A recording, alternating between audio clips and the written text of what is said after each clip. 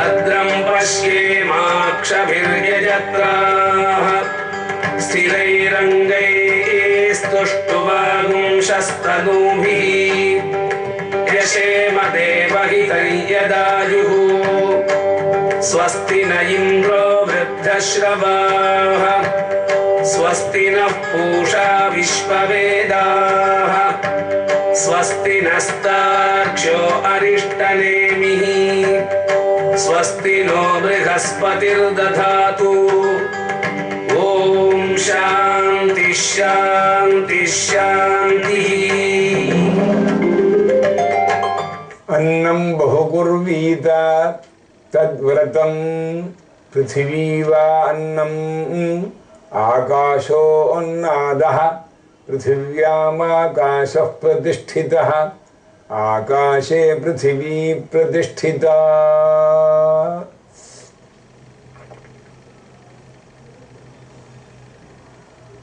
உலகத்தில் சிறந்ததான பிறவி என்றால் மனித பிறவி.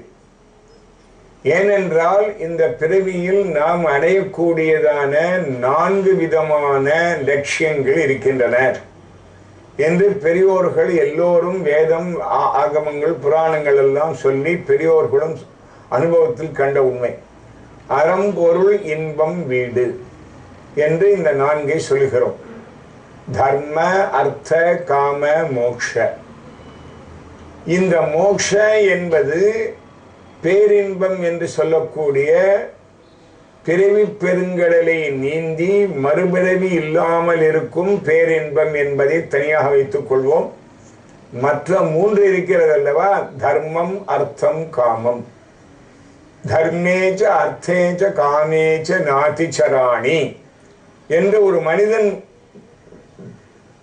திருமணம் செய்து கொள்ளும் பொழுதே திருமணத்திற்கு முன்னால் ஆணாக இருந்தாலும் பெண்ணாக இருந்தாலும் முழுமையை அடையவில்லை என்றும் அவரவர்கள் செய்ய வேண்டிய செயல்களை இரண்டும் மேட்டர் எனர்ஜி என்றது சேர்ந்தால்தான் பயன்படுவது போல் இரண்டும் தேவை என்று சில வாரங்களுக்கு முன் நாம் பார்த்தோம். அதை பிற்பாடும் விளக்கப் போகிறோம். எனவே ஆண் பெண் என்பவர்கள் திருமணம் செய்து கொள்கிறார்கள் என்றால் அதன் பிறகுதான் அறம் என்பதை பலவிதங்களில் விருந்தோம்பலிலிருந்து ஆரம்பித்து நம்மால் முடிந்ததான பல காரியங்களை எல்லாம் பிறருடைய நன்மைக்காய் செய்வதெல்லாம் அறம்.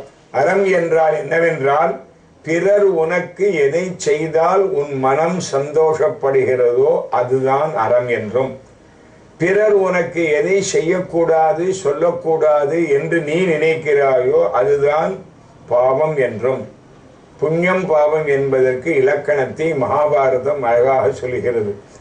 அந்நேபியா யத்வம் இச்சசி ச தர்மஹா யத் ந இச்சசி சஹா அதர்மஹா என்று இலக்கணம்.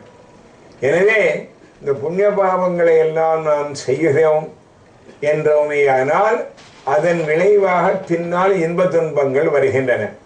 எனவே அறத்தை நாம் நன்கு முறையில் செய்ய வேண்டும் என்பதற்கு முக்கியமான ஒரு எண். அதன் பிறகு எந்த ஒரு செயல் செய்ய வேண்டும் என்றாலும் அல்லது நாம் உயிர் வாழ வேண்டும் என்றாலும் கூட பொருள் இல்லாருக்கு இவ்வுலகு இல்லை அங்கு என்ற கருத்தை வேதம் மறுக்கவே இல்லை. வேதமானது ஆன்மீக விஷயங்களையும் தர்மங்களையும் நிறைய எடுத்து சொல்லும் பொழுதும் மனித வாழ்க்கைக்கு தேவையாக உள்ள பணங்காசு போன்றதான லௌகிகமான சௌரியங்களை அதிகப்படுத்துவதற்கான வழிகளை பல பல யாகங்களின் மூலம் சொல்கிறது. ஒரு மனிதனுக்கு ஓரளவிற்கு செல்வம் இருந்து அந்த செல்வத்தை அறத்திற்காகவும் தன்னுடைய இன்பத்திற்காகவும் உலகத்திற்காகவும் பயன்படுத்துவதற்காக செல்வம் அதிகமாக தேவை என்றால் அதற்கென்று ஒரு ஹோமத்தை சொல்லுகிறது நம்முடைய உபனிஷத். ஆவஹந்தீவிதன்வானா குர்வாணா சீரமாத்மனஹ வாசாகும் சிமமகாவஸ்ச அன்னபானே ச சர்வதா ததோ மே ஸ்ரீயமாவஹ என்ன சொல்லுகிறது என்றால், ஒரு மனிதனுடைய வாழ்க்கை நன்கு நடப்பதற்கு அறம் செய்வதற்கு உள்பட தேவையாக இருப்பது பொருள். பொருள் இல்லை என்றால் எதையும் நாம் செய்ய முடியாது அல்லவா?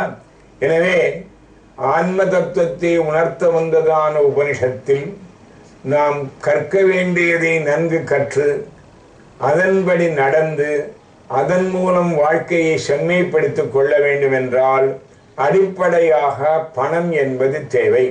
எனவேதான் அர்த்தாத் தர்மோ பவதி அர்த்தாத் காமோ பவதி என்று சாணக்கிய நீதி சொல்கிறார். பொருள் என்று இல்லை என்றால் அறம் என்பதை யாரும் செய்ய முடியாது. இன்பத்தையும் நாம் நுகரவே முடியாது. இன்பத்திற்கு தேவை. ஆனால் நம்முடையதான நூல்கள் எல்லாம் பெரிய பெரிய வேதத்திலிருந்து ஆரம்பித்து தற்கால நீதி நூல்கள் வரை என்ன கூறுகிறது என்றால், அறம் பொருள் இன்பம் என்ற இந்த 3 பயன்களையும் அளவோடு கலந்து ஒன்றை ஒன்று அமுக்காதபடி 3ஐயும் நாம் தழைத்து வைக்க வேண்டும். திரிவர்க்க சமாஹாரா என்று பெயர் இதற்கு. திரிவர்க்கம் என்றால் இதற்கு நான் உதாரணம் சொல்ல வேண்டுமே. ஆனால் இப்பொழுது சொல்கிறேன். ஒருவன் நல்ல முறையில் காஃபி சாப்பிட வேண்டும் என்றால் பாலும் நன்றாக இருக்க வேண்டும், டிகாஷனும் அளவோடு புதியதான ஃபில்டர் டிகாஷனாக இருக்கணும், சர்க்கரையும் அளவோடு போடணும். இந்த 3 சரியான அளவில் இருந்தால் தான் அது பெஸ்ட்டு காஃபின்னு பேர். அதனால தான் இப்போ எல்லா இடத்தையும் ஃபில்டர் காஃபின்னு போடுறாங்க. இல்லை அந்த நெஸ்கேஃப் வந்த பேர். இந்த 3ல் எந்த அளவு கூடினாலும் குறைந்தாலும் அதற்கு காஃபி என்ற பெயர் தானே ஒழிய உண்மையான இது கிடையாது. இது எது அறம் பொருள், எது இன்பம், எது எது பொருள் என்று நீங்கள் பார்த்துக் கொள்ளுங்கள். உதாரணத்திற்காக சொன்னேன். திரிவர்க்கத்தை சரியாக கொண்டு செல்வது என்பது கிரகஸ்தனுடைய இல்லற வாழ்க்கை வாழும் மனிதனுக்கு தேவை. துறவியாக ஆகிவிட்டால் அவருக்கு அறம் மட்டுமே போதும். ஏனென்றால் அவருக்கு வேறொன்றும் தேவையில்லை. ஆக நாம் இல்லற வாழ்க்கையில் வாழக்கூடியவர்களுக்கு பணம் இன்றியமையாதது என்பதை வேதம் நன்கு உணர்ந்து அதற்காக எல்லோருக்கும் உண்ண உணவு, உடுக்க உடை, இருக்க இடம் என்ற மினிமமான 3ஐயும் தர வேண்டும்.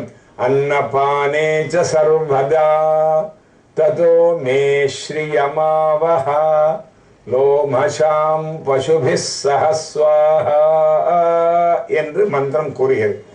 இதற்கு ஆவகந்தி ஹோமம் என்று பெயர். பணத்தை ஏன் நீங்கள் வரவேற்கிறீர்கள் என்று கேட்டால், அது இல்லாவிட்டால் உலகில் எதுவும் இருக்காது. எவ்வாறு மீன் வாழ்வதற்கு தண்ணீர் தேவையோ அதுபோல் மனித வாழ்க்கையில் அறம்பொருள் இன்பம் 3ம் அமைவதற்கு தேவை பணம். இல்லை சார், பணம் பணம்னு நீங்க பேசுறீங்கன்னா தேவையோடு இருக்கணும். எதுவும் அளவுக்கு மிஞ்சினால் அமுதமும் நஞ்சு. ஒரு பெரியவர் சொல்கிறார், இந்தியில் கபீர் என்பவர், மனிதனுடைய வாழ்க்கை என்பது ஒரு போட், ஒரு படகு என்று வைத்துக் கொண்டோமேயானால் இந்த படகு மிதந்து செல்வதற்கு நீர் இன்றியமையாது. தண்ணீர் இல்லாவிட்டால் போட் எங்கேயுமே அசைய முடியாது. அதுபோல மனித வாழ்க்கையில பொருள் என்றதான செல்வமானது தண்ணீர் போல் இருக்கிறது. தண்ணீர் இருந்தாலே ஒழிய இந்த போட்டானது இங்கேருந்து அங்கே அசைஞ்சு போக முடியாது அல்லவா, வாழ்க்கை நகரார். ஆனால் அவரே கூறுகிறார், அளவுடன் இருக்க வேண்டும், தண்ணி கீழேயும் போட்டு மேலேயும் இருக்கணும். இவன் தண்ணி ரொம்ப இன்றியமையாதுங்கிறதுக்காக ஒரு ஓட்டையை பண்ணி போட்டுக்குள்ளேயே தண்ணியை விட ஆரம்பிச்சான்னா என்ன ஆகும்னா ஒரு ஏரோப்ளேன் காணாம போன மாதிரி ஆயிடுச்சு. ஆக எவ்வளவு தேவை என்று ஒன்று இருக்கிறதோ அதில் அவ்வளவு கெடுதலான தன்மையும் இருக்கிறது. அளவுக்கு மிஞ்சினால் உணவை நாம் போன வாரம் பார்த்தோம் அல்லவா, உணவு என்பது உயிருக்கு வாழ்வதற்கு இன்றியமையாதது. ஆனால் இவன் எக்கச்சக்கமா சாப்பிட்டு வச்சான்னா 100 வயசு இருக்கிறவன் 50 வயசுலேயே போடுவான். அத்தியாசனம் என்பது ஒரு மனிதனுக்கு ஒரு வாழ்க்கையில் இவ்வளவுதான் என்று இருக்கிறது. இதற்காகவாவது நாம் நல்ல முறையில் அளவுடன் சாப்பிட வேண்டும். இவ்வளவு மூச்சு விடணும், இவ்வளவு உணவு உட்கொள்ளணும் என்றெல்லாம் மொத்த கணக்கும் இருக்கிறது.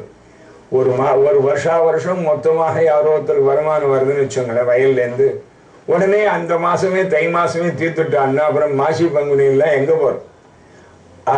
அதை பங்கீடு செய்து வைத்துக் கொள்ள வேண்டும் அல்லவா.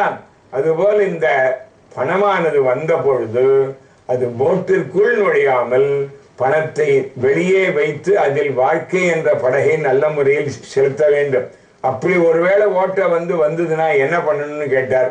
தோனோ ஹாத்து உலீச்சியே, போட்ல ஒருவேளை தெரியாம ஒரு ஓட்டை உள்ள கொஞ்சம் கொஞ்சம் ஜலம் வருதுன்னு தெரிஞ்ச உடனே போட்ல இருக்கிறதான 10 பேர் போனாங்கன்னா ஆளும் 2 கையால வாரி வாரி இறக்கணும். வாரி வாரி இறைச்சாலே ஒழிய போட்டு பழைக்கிறதுன்னா போட்ல இருக்கிறவங்க பழைச்சு அக்கறைக்கு போய் சேர முடியாது. எனவே எதற்காக இதை கூறுகிறோம் என்றால், வேதம் மிக அழகாக அறம்பொருள் இன்பம் என்ற 3னுடைய கலவையை, 3ஐ எவ்வாறு நாம் பயன்படுத்த வேண்டும் என்றதான ஒரு சூட்சமான விஷயத்தை ஆங்காங்கு விளக்கமாக கூறுகிறது.